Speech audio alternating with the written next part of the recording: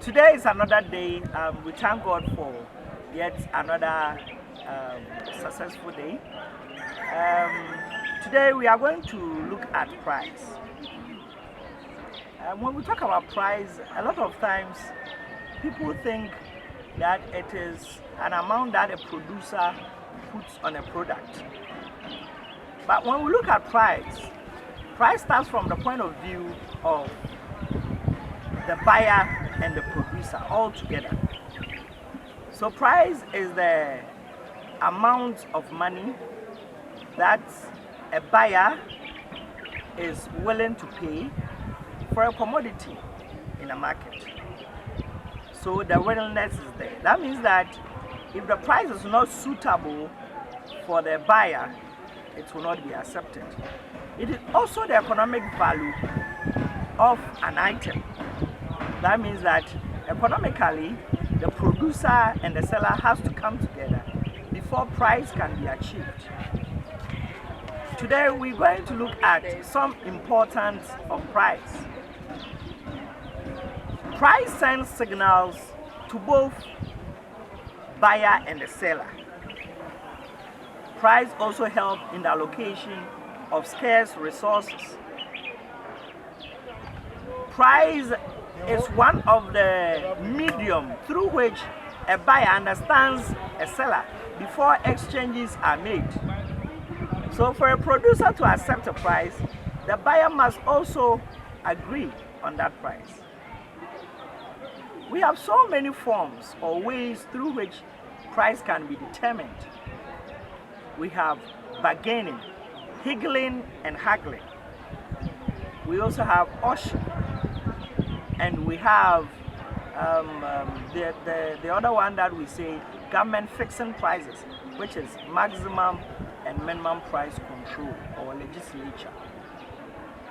Today we are going to focus our attention on the producer and the seller,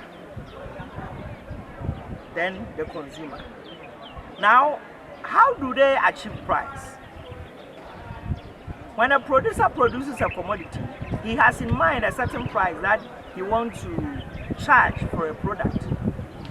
That price that he has in mind has to be agreed upon by the producer. That brings about the introduction of demand and supply theory. So today we are going to look at demand. What is demand? Demand is simply the amount or the quantity of goods that a consumer is willing and able to consume or purchase over a period of time. Demand is the quantity of goods that a consumer is willing and able to purchase at a certain price over a period of time. That means that demand is different from want. If you listen to Economics 101, we talk about wants, needs, scarce resources. So wants are wishes. When you wish for something, you are wanting to get that thing, but that does not necessarily mean that is demand. Now, to have effective demand, there is a cost associated with it. And that cost associated with what you want is what we refer to as price. And the price of a good determines how many or what quantity of something that you can purchase. Now let's look at how demand comes about. Demand comes about because of so many factors. When rain starts and we are in the rainy season, people demand more of sweaters, umbrellas, raincoats, and other things that will keep them warmer.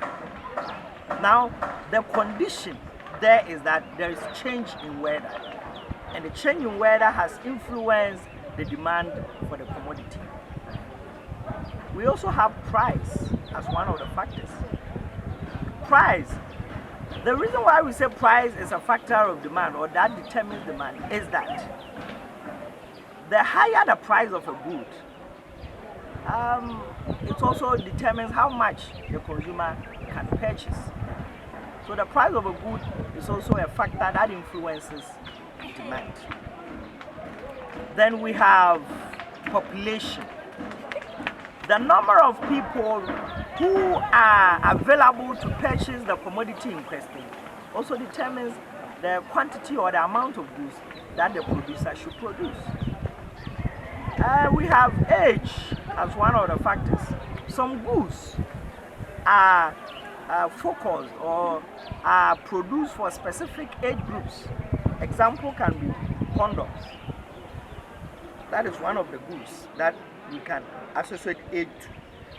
So the age of the people determine the type of good that is consumed. Today, we are so happy that we now know what demand is about, and we know the factors that actually determine demand. There are more factors that we can talk about, but today we will end here and then continue with the law of demand and demand curve and demand schedule another time.